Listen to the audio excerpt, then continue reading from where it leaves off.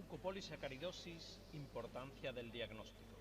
Soy Antonio González Meneses, pediatra de la Unidad de Dismorfología y Metabolismo del Hospital Universitario Virgen del Rocío en Sevilla, que es un centro nacional de referencia de enfermedades metabólicas y forma parte de la Red Europea de Centros de Referencia de Enfermedades Metabólicas.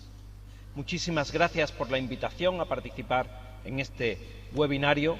Lamento que por motivos de coordinación horaria no pueda estar presente en directo, pero sí estaré presente en las preguntas al final.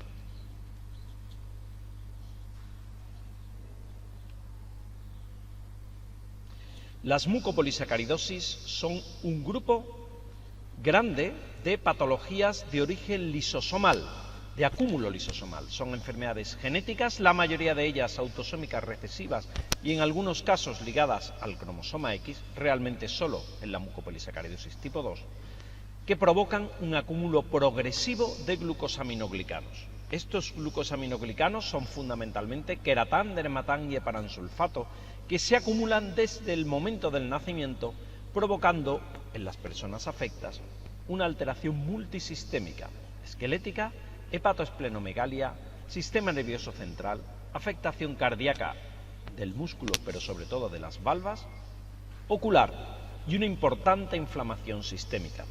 Aquí en esta foto podemos ver una manifestación muy llamativa de un paciente en un estado muy avanzado de mucopolisacaridosis y también podemos ver una célula completamente llena de depósitos a nivel lisosomal.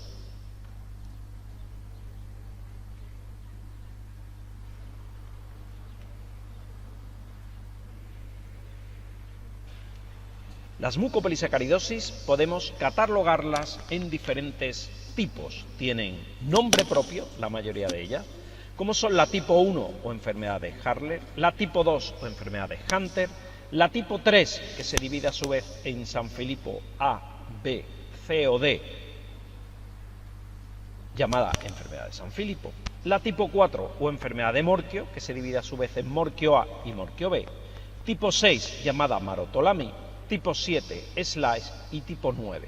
Cada una de ellas obedece fundamentalmente a un tipo de déficit enzimático. Lo importante en todas ellas es un diagnóstico precoz. ¿Por qué? Porque el diagnóstico precoz permite un adecuado consejo genético, iniciar precozmente el tratamiento en aquellas que tienen tratamiento y prevenir complicaciones y discapacidad en la mayoría de los casos, si eso es posible.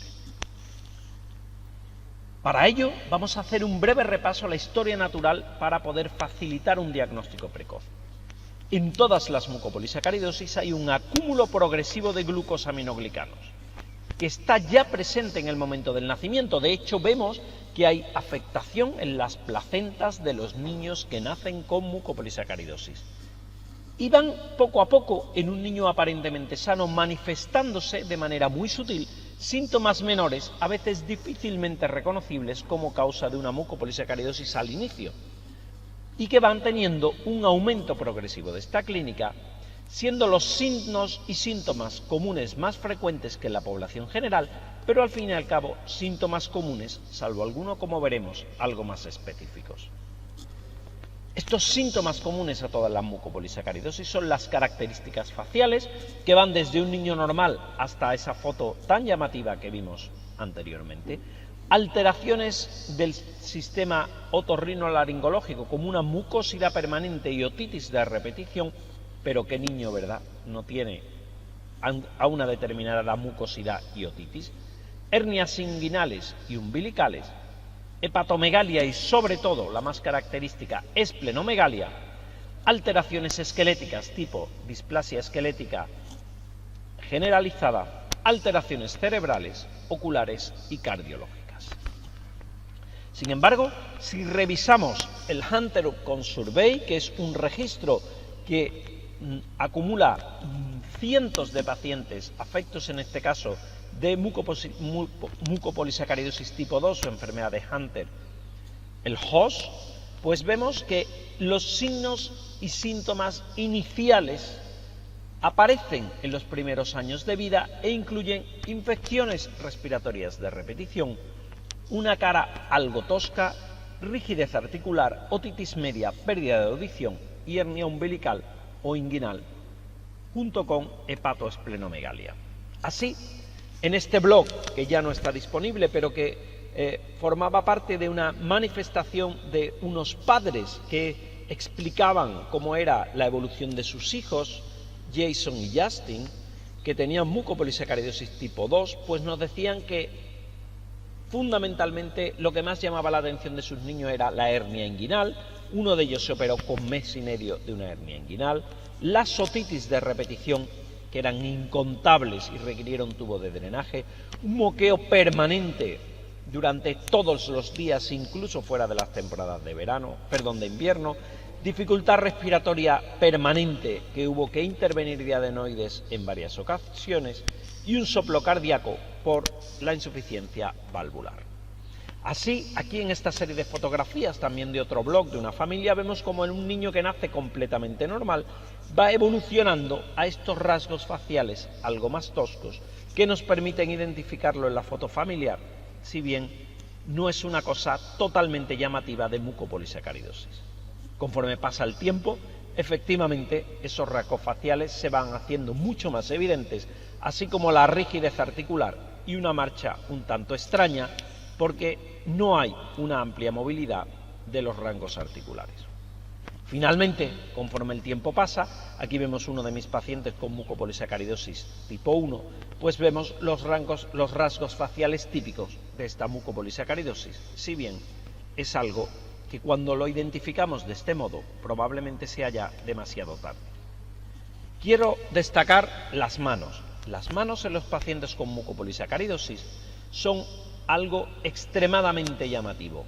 Vean que hay una dificultad, una camptodactilia, una dificultad para abrir completamente las manos, pero también para cerrarlas, donde en la radiografía apreciamos huesos toscos con una infiltración generalizada. Y son tan llamativas estas manos que son ni más ni menos que el símbolo de la Asociación de Mucopolisacaridosis a nivel mundial.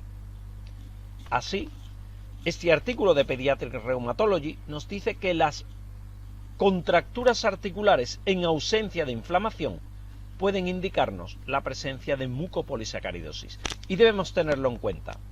En todas las formas de mucopolisacaridosis, salvo la tipo 3, que solamente tiene afectación cerebral, solamente veremos fundamentalmente neurodegeneración, por eso no está puesta aquí, apreciamos que hay una alteración articular no inflamatoria, una disóstosis múltiple como manifestación esquelética y alteraciones en el crecimiento, entre otras manifestaciones. Aquí vemos un ejemplo de esa disóstosis múltiple que al inicio no es especialmente llamativa, pero que conforme va pasando el tiempo o en algunas formas de mucopolisacaridosis sí es extremadamente alterada, especialmente en la mucopolisacaridosis tipo 6 y en la tipo 4, más que en la tipo 1 o en la tipo 2. También a nivel de caderas podemos ver una enorme desestructuración.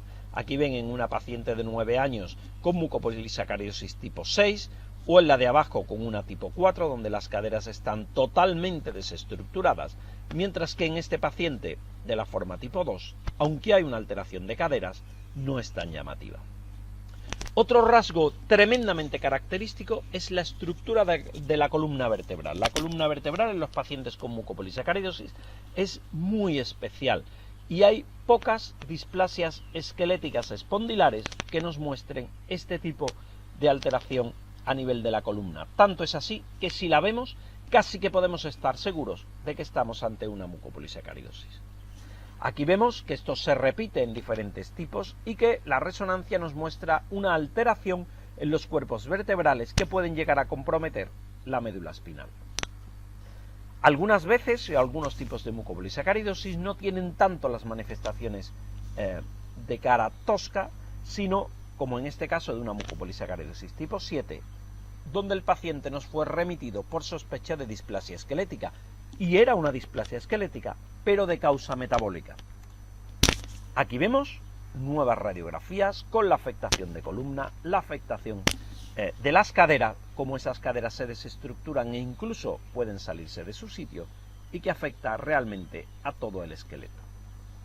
Dentro de las manifestaciones otorrinolaringológicas ya hemos visto que son especialmente precoces y vemos que en casi todas las manifestaciones pues aparece aumento de la mucosidad y del tamaño de la obstrucción a vía aérea y una obstrucción permanente de vía aérea superior pero también inferior, otitis media de repetición, pérdida de audición que al inicio es por otitis media de repetición y un aumento tanto de las amígdalas como de la adenoide. Ocularmente, algunos tipos de mucopolisacaridosis, fundamentalmente la tipo 1, la tipo 4 y la tipo 6, presentarán opacidad corneal, también la tipo 7, pero de modo más leve, pueden presentar glaucoma y secundariamente una afectación de nervio óptico. Igualmente, un paciente con una displasia esquelética o con sospecha de ella y una opacidad corneal, aunque sea leve, que a veces hay que verla al inicio en la lámpara de hendidura, es totalmente sugestivo de una mucopolisacaridosis. Las manifestaciones del sistema nervioso central varían. No todos los pacientes tienen afectación del sistema nervioso central. Las formas tipo 4 y tipo 6 no tienen nunca manifestaciones a nivel del sistema nervioso central. La tipo 3, San Filipo, tiene una tremenda afectación del sistema nervioso central progresiva e irreversible. Y las formas severas del 1, del 2 y del 7 también van a tener una afectación progresiva del sistema nervioso, mientras que las formas leves no tendrán manifestaciones cerebrales. Dentro del sistema nervioso central hay que prestar especial atención a la columna cervical. La columna cervical y la salida de la médula espinal son zonas especialmente delicadas. Se produce por una parte una inestabilidad de las vértebras a este nivel. Esto es especialmente llamativo en la mucopolisacaridosis tipo 4, también en la 6 y recientemente se ha descrito en la 7, pero puede verse casi en cualquier mucopolisacaridosis con afectación esquelética, si bien en menor medida. Y además se puede producir una mielopatía por compresión a nivel cervical, que si no se trata puede ser terrible en la evolución de los pacientes. Muy bien, y una vez que tenemos el diagnóstico de sospecha, ¿cómo hacemos el diagnóstico confirmatorio? Muy bien, hoy día la característica habitual para hacer, o la ruta más habitual para hacer el diagnóstico, consiste, bueno, pues si tenemos una sospecha de mucopolisacaridosis, hacemos una determinación de glucosaminoglicanos en orina, ajustando por edad la cantidad, que debe venir elevada. En función de esa elevación de los glucosaminoglicanos, podremos hacer una determinación enzimática de la actividad de la enzima que falta, sea la alfa-hidronidasa en el tipo 1, la 2-sulfatasa en la tipo 2, mediante un análisis en gota seca o en leucocitos. Y finalmente, hacer una comprobación genética mediante paneles de secuenciación masiva o exoma que incluya estos genes. O bien, hacerlo dentro de un paciente donde sospechamos una displasia esquelética y que en ella estén incluidos los pacientes la secuenciación de los genes de las mucopolisacaridosis. Nosotros en España, en la mayoría de los centros, o en todos los centros nacionales de referencia, y algunos otros que aunque no son centros nacionales de referencia de enfermedades metabólicas, sí que tienen una amplia experiencia en el diagnóstico, seguimiento y tratamiento de pacientes con enfermedades tipo mucopolisacaridosis, suele estar disponible en sus laboratorios el estudio enzimático y a veces también el genético, o el genético lo envían a otros centros, como pueda ser el nuestro, o puedan ser centros externos, como pueda ser Igenomics. Además, en España tenemos una iniciativa muy interesante que se llama Proyecto FIND. Este Proyecto FIND es una iniciativa financiada por la industria farmacéutica, donde cualquier médico que tenga una sospecha de que uno de sus pacientes pudiera tener una mucopolisacaridosis, puede enviar una muestra de sangre y de orina gratuitamente a este centro, al centro de Santiago de Compostela, que es uno de los al Hospital de Santiago de Compostela, el Laboratorio de Metabolismo, que es un hospital de uno de los centros de referencia nacional, y allí pues se va a hacer tanto el diagnóstico bioquímico como el diagnóstico genético de modo totalmente gratuito. Esta es una iniciativa que está patrocinada por la industria farmacéutica, como digo, cada una proporcionalmente al porcentaje de pacientes, pero que incluso aquellas mucopolisacaridosis que no tienen ningún tipo de fármaco, pues también están incluidas dentro de este paraguas. Al final, Hay que hacer el diagnóstico diferencial entre todas ellas y esta es una iniciativa muy novedosa en la cual participamos todos y estamos recibiendo y teniendo resultados fantásticos. También podemos llegar al diagnóstico de un modo alternativo. Hay ya algunos estados de los Estados Unidos que lo tienen incluido alguna mucopolisacaridosis en la prueba de talón, fundamentalmente la mucopolisacaridosis tipo 1, y está solicitada la inclusión de la tipo 2, y también dentro de herramientas como la que dispone Genomics de cribado neonatal genético, donde hacemos un cribado de patologías al nacer de niños sanos mediante secuenciación masiva, y hay genes asociados a mucopolisacaridosis que pueden ser cribados e identificados como causa de patología. Hay que decir que es muy importante un diagnóstico precoz, porque mientras más precoz sea el diagnóstico, mejor va a ser la posibilidad del resultado de tratamiento. No hay tratamiento disponible para todas las mucopolisacaridosis, pero sí la hay para la tipo 1, tipo 2, tipo 6, tipo 4A y tipo 7 en cuanto a terapia enzimática sustitutiva. Hay ensayos clínicos para mucopolisacaridosis tipo 3A y B, y podemos hacer o bien terapia enzimática sustitutiva intravenosa, que tiene el inconveniente que no llega al cerebro, o bien un trasplante de médula ósea especialmente indicado en el tipo 1 y algunas formas de tipo 2 y tipo 7. Y nada más, esto es lo que yo quería compartir con ustedes y espero poderles ver personalmente en la parte de preguntas. El doctor Meneses se encuentra conectado con nosotros vía Zoom, entonces si alguno de los presentes o los que nos están acompañando remoto tiene alguna pregunta o alguna inquietud que quiera hacerle al doctor, pues puede hacerla en este momento.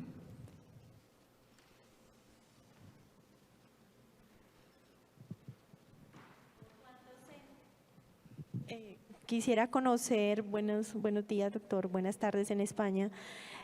¿Cuántos centros de atención integral existen en España? Si están focalizados para MPS o son de errores innatos del metabolismo, y cómo sería la ruta de atención para una familia que tenga un niño en el que se le haya confirmado cualquiera de las mucopolisacaridosis. Bien, muchísimas gracias. Espero que me oigan bien. Yo les he oído perfectamente y antes de contestar a la pregunta quiero agradecerles a todos ustedes que estén ahí tratando y trabajando por la mucopolisacaridosis, que es algo que llevamos trabajando mucho tiempo.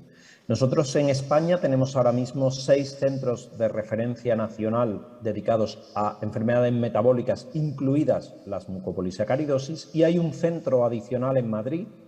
Estos centros que les he dicho, estos 6 centros están repartidos por toda España. Hay al menos un centro en Madrid, uno en Barcelona, realmente son 2 en Barcelona, uno en Galicia, que es el de Santiago de Compostela, en Sevilla y en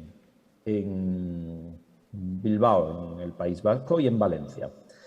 Pero adicionalmente hay algunos otros centros que tienen una amplia experiencia en enfermedades lisosomales, que aunque no son considerados centros nacionales de referencia, como por ejemplo puede ser el Niño Jesús de Madrid, pues tiene una amplia experiencia en el tratamiento de personas con enfermedades lisosomales y en especial con mucopolisacaridosis.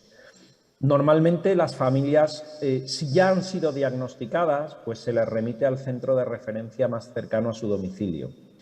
Si lo que hay una sospecha por parte de su pediatra de que pueda ser algún tipo de enfermedad de este tipo, lo normal es que sea remitido o bien a su hospital de referencia para ser evaluado y utilizando una de estas herramientas, como pueda ser FIND, pues es diagnosticado, o bien directamente es remitido, o bien el paciente inicialmente o las muestras del paciente al laboratorio de uno de estos centros de referencia, y si finalmente es diagnosticado, pues se atiende en uno de estos 6 centros fundamentalmente. Si bien hay algunos pacientes que no acuden de manera regular a estos centros, sino que están en otros centros que también, como digo, tienen alta experiencia. Desde mi punto de vista, yo diría que en cuanto a mucopolisacaridosis, tendríamos prácticamente en las formas graves, que son las que solemos atender los pediatras, identificados todos los pacientes en España. Es posible que no tengamos identificados alguna de las formas leves. Eso sí le diría. El problema es que a veces el diagnóstico se hace en base a hallazgos clínicos y eso enlentece el diagnóstico y a veces llegamos tarde, sobre todo en aquellas formas más raras o en aquellas formas que tienen la necesidad de un trasplante precoz, como puede ser la mucopolisacaridosis tipo 1.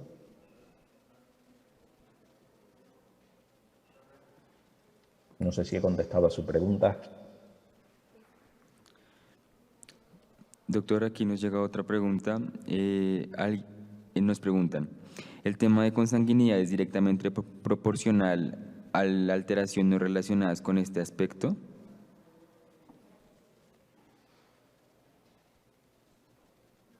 Son consanguíneos, pero y eso aumenta el riesgo y tenemos en nuestro centro tenemos varios pacientes consanguíneos, pero la mayoría de los pacientes no son consanguíneos, la mayoría de nuestros pacientes. Nosotros sí tenemos una población proveniente de Marruecos, fundamentalmente del norte de África, que es frontera con España, donde sí es muy frecuente la consanguinidad y donde un buen número de pacientes provenientes del norte de África sí que son de familias consanguíneas, pero luego la gran mayoría no son familias consanguíneas, no son una mutación homocigota, son heterocigotas compuestas y si bien efectivamente en poblaciones consanguíneas, y eso está demostrado, como digo, por ejemplo en las series de Oriente Medio, donde más de un 30% de los pacientes afectados con mucopolisacaridosis son consanguíneos.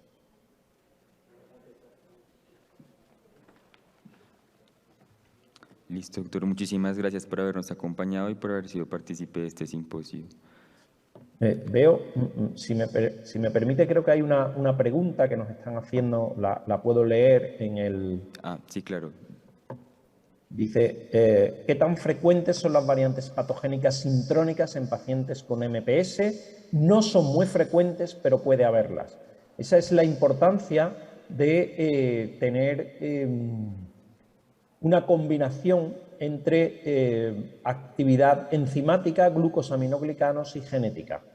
Porque a veces la genética puede obviar las mutaciones sintrónicas, pero también hay que tener en cuenta que podemos tener, sobre todo, por ejemplo, en la mucopolisacaridosis tipo 1, pseudodeficiencias. Eso es un problema, por ejemplo, para los cribados, donde podemos tener una pseudodeficiencia de la alfa-hidroronidasa, pensar que el paciente tiene una mucopolisacaridosis, hacer el exoma, no encontrar más que una mutación o ninguna, y entonces ahí en esos casos serían los glucosaminoglicanos los que tendrían que sacarnos de la duda.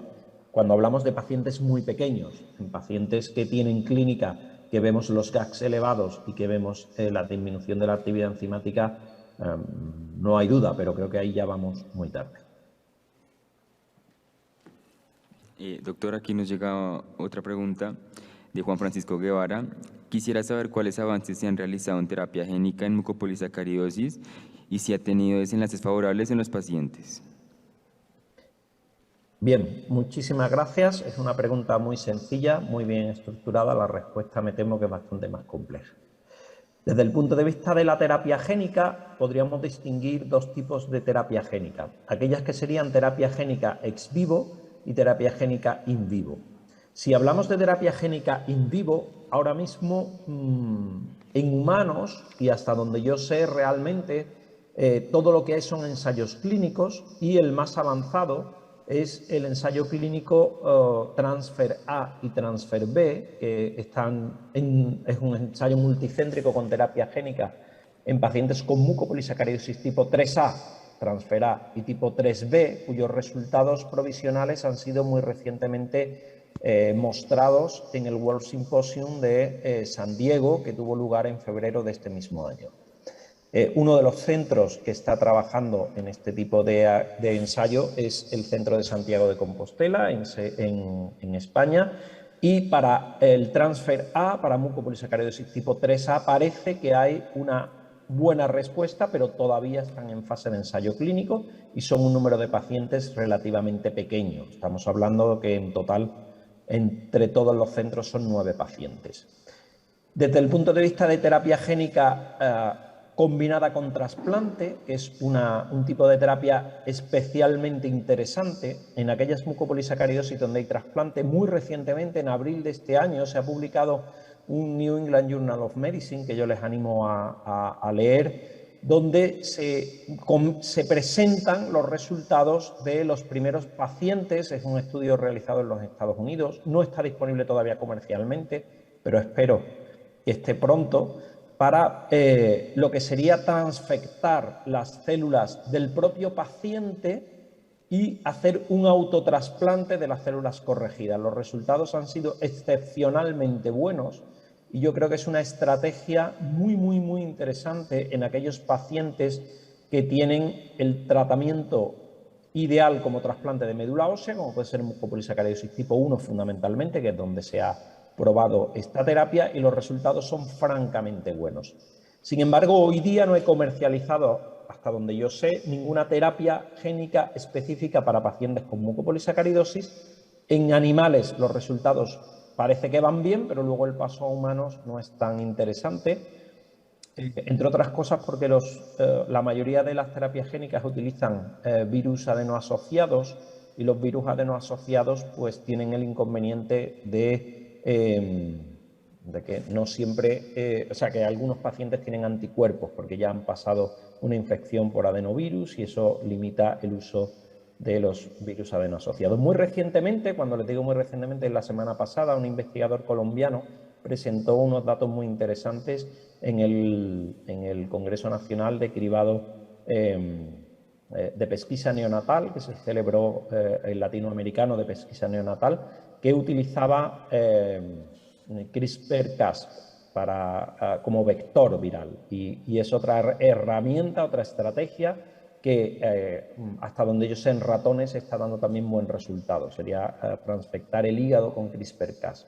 El problema de todo esto es llegar al cerebro, y el cerebro es donde se nos resiste llegar la enzima, y por tanto las formas cerebrales tienen esa dificultad. Pero es la gran esperanza la terapia génica, pero lamentablemente no estamos teniendo todavía resultados que podamos aplicar al humano, aunque cada vez lo veo más cerca, sobre todo en el trasplante de médula ósea corregido, y probablemente la única forma que tengamos de llegar, o de las pocas formas que tenemos que llegar al cerebro, una de ellas puede ser terapia génica, sobre todo en la MPS3, que es lo que está más avanzado. Luego hay algunas enzimas que utilizan técnicas de caballo de Troya, pero eso no es el objeto de esta pregunta. Doctor, por aquí en el auditorio nos llegó otra pregunta. Se habló acerca de algunas afectaciones en el sistema nervioso debido a la mucopolisacaridosis. Sin embargo, ¿cuáles son aquellas afectaciones de esta patología en el sistema nervioso periférico en caso de que sí existan? Bien, efectivamente, el sistema nervioso central se afecta en todas las formas graves de las mucopolisacaridosis tipo 1, 2, 3 y 7, fundamentalmente. De una manera terrible, con una neurodegeneración progresiva. La forma tipo 3 es prácticamente su única manifestación. Desde el punto de vista del sistema nervioso periférico, la alteración más común es el atrapamiento del túnel carpiano. El atrapamiento del túnel carpiano, además, es una alteración que hay que ir a buscar activamente porque es muy común que esté presente, y cuando vemos clínicamente con la cantodactilia, que se confunde además por una parte por la propia evolución articular de la enfermedad, pues vamos a ver la atrofia de la eminencia tenar-hipotenar. El nervio mediano hace tiempo que ha sido destruido, atrapado y neurodegenerado. Pero desde el punto de vista del sistema nervioso central, fundamentalmente esa es su única manifestación, que es la afectación de túnel carpiano, que además responde bastante bien a la cirugía, y nosotros personalmente, a partir de los 2 años de edad, una vez al año las buscamos con un electroneurograma. Casi siempre la encontramos presente entre los 2 y los 4 años y la intervenimos, y es muy común tener que volver a reintervenirla pasados unos 2 o 3 años, sobre todo en las formas más severas de mucopolisacaridosis 1 y 2. Y la otra alteración, aunque no es sistema nervioso periférico, pero que sí que es capaz de dar graves problemas, lo he comentado en mi presentación, es la afectación medular. La afectación medular, las formas sobre todo tipo 4, 6 y 7, es capaz de dejar al paciente tetrapléjico por sí misma o como consecuencia de un accidente menor, caerse de una silla o algo similar. Por lo tanto, también hay que ir a buscarla activamente. Doctor, otra pregunta.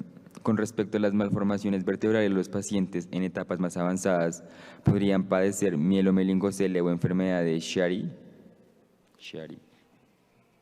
Chiari. Bueno, más que Chiari, porque el problema es que el orificio es tan estrecho que no deja pasar el cerebelo. Lo que hace es una compresión a nivel de C1. Entre C1 y C2 puede haberla o bien por hiperelasticidad de la columna cervical o bien directamente y simultáneamente por acúmulo de glucosaminoglicanos en la salida del orificio de conjunción. No llega a ser un Chiari, pero se comporta como tal y ya digo, como he comentado anteriormente, hay que ir a buscarla activamente porque los pacientes a veces no se quejan, sobre todo si tienen cierto grado de afectación neurocognitiva, pues se queja un poco de esta cuestión, pero sí que es algo muy peligroso. Puede dar apneas del sueño no obstructivas también, y es otra manera de sospecharla, pero lo mejor es mirarla progresivamente, periódicamente, con una resonancia cervical cada cierto tiempo y, desde luego, en las formas donde sabemos que es más frecuente, fijar la columna vertebral de manera activa. Nosotros lo hacemos en los pacientes con morquio, con tipo 4, con tipo 6 y con tipo 7. Es muy común que fijemos preventivamente cuando vemos que empieza la inestabilidad cervical, fijemos la columna cervical.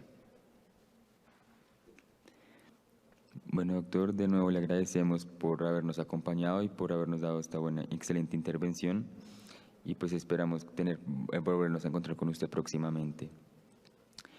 Quiero agradecerles de corazón el haber tenido la amabilidad de contar conmigo desde tan lejos y ojalá pueda estar presente en otra edición. Estaré deseando conocer la magnífica tierra colombiana. Muchísimas gracias.